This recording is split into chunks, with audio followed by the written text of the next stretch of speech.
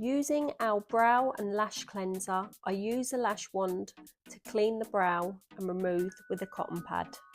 I then apply our new brow scrub, which is essential in ensuring the best colour stain. I use our silicone exfoliating brush. One end is a large paddle, which is great for applying and spreading products. The other end is to exfoliate and feels like a mini massage on the brows. I remove any residue from the brow scrub with our cleanser. Next up, mapping. I use our mapping pen to create the brow shape. Now for the new hybrid liquid stains and hybrid developer, along with our new Precision Artistry collection brushes and mixing dish.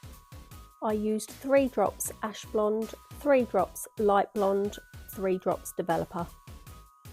I then start stamping the tint along the tails, working my way towards the head.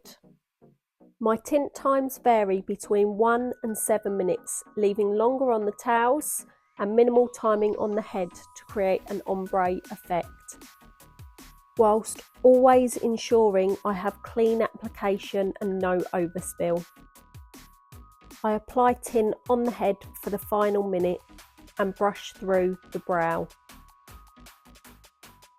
I remove the tint with a dry cotton pad.